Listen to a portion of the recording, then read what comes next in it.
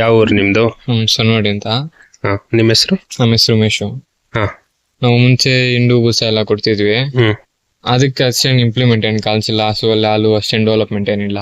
But ನಿಮ್ದು ಗೊತ್ತಾದ್ಮೇಲೆ ನಾವು ನಿಮ್ನ ಒಂದ್ಸರಿ ಕಾಂಟ್ಯಾಕ್ಟ್ ಮಾಡಿದ್ವಿ. ಮತ್ತೆ ಅದಾಗ್ದಾಗಿಂದ ಒಂದ್ ಸ್ವಲ್ಪ ನಮ್ಗೆ ಪರವಾಗಿಲ್ಲ ಅನ್ಸುತ್ತೆ. ಇನ್ನ ಈಗೀಗ ಡೆವಲಪ್ ಮಾಡ್ತಿರೋದು ಒಂದ್ ಸ್ವಲ್ಪ ಏನೋ ಆಗೋದು ಮತ್ತೆ ಹೇಳ್ಬೋದು. ಈಗಾದ್ರೂ ಪರವಾಗಿಲ್ಲ ನಮ್ಗಾದ್ರೆ ವರ್ತೆ ಅನ್ಸುತ್ತೆ. ಏನೇನ್ ಡೆವಲಪ್ಮೆಂಟ್ ಕಾಣಿಸ್ತು? ಹಸು ಚೆನ್ನಾಗಿ ಮೇವು ತಿನ್ನತ್ತೆ, ನೀರು ಕುಡಿಯೋದು, ಅದ್ ಆಕ್ಟಿವಿಟಿ ಆಗಿರ್ಲಿ ಅವೆಲ್ಲ ಪರವಾಗಿಲ್ಲ ಅನ್ಸುತ್ತೆ. ಮತ್ತೆ ಜಾಸ್ತಿ ಏನು ಡಿಸೀಸಸ್ ಎಲ್ಲ ಒಂದ್ ಸ್ವಲ್ಪ ಕಮ್ಮಿ ಆಗತ್ತೆ. ಏನೇನ್ ಡಿಸೀಸ್ ಮುಂಚೆ ಇತ್ತು, ಇವಾಗ ಡಿಸೀಸ್ ಅಂದ್ರೆ ಜಾಸ್ತಿ ಉಸು ಹೊಡಿಯೋದು, ಮತ್ತೆ ಮೇವೆಲ್ಲ ಕಮ್ಮಿ ತಿಂತಿತ್ತು.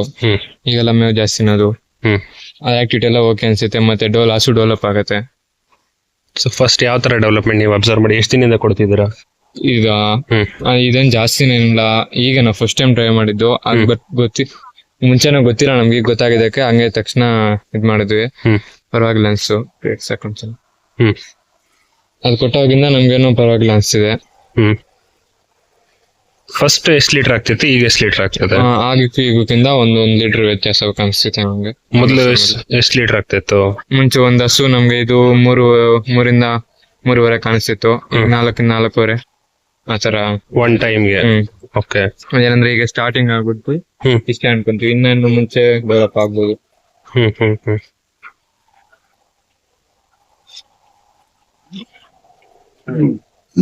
ಎಷ್ಟು ಹಸು ಇದೆ ನಿಮ್ದು ಟೋಟಲ್? ಟೋಟಲ್ 3 ಹಸು ಇಲ್ಲ ಐತೆ.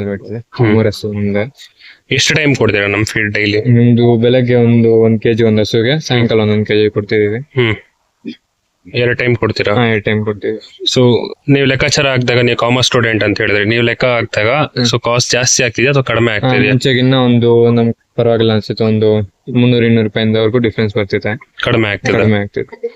ಓಕೆ. ಸೊ ರಿಸಲ್ಟ್ ಎಲ್ಲ ಚೆನ್ನಾಗಿದೆ ನಿಮ್ಗೆ? ಓಕೆ.